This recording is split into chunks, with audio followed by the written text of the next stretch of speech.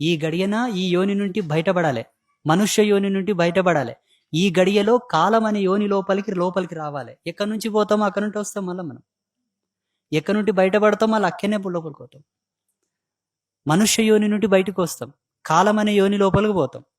ఇవి రెండు రాసి పంపుతాడు. కాలం అనే యోని లోపల నువ్వు పోయిన తర్వాత, కాలాంతర్గతంలో నువ్వు వెళ్ళిపోయి అదృశ్యమైన తర్వాత బొందె పోతుంది, మంటలే పడుతుంది, ఆత్మ ఆడుకోతుంది.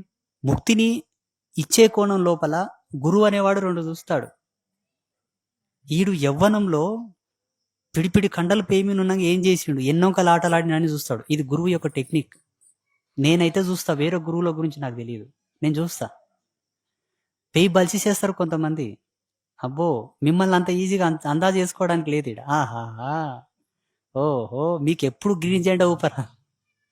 మీకు గ్రీన్ జెండా ఊపితే ఇంకా రెండు పనులు ఎక్క చేసి చూపిస్తారు. నాకే నామాలు పెడతారు ఎక్కతక్కాయనంటే.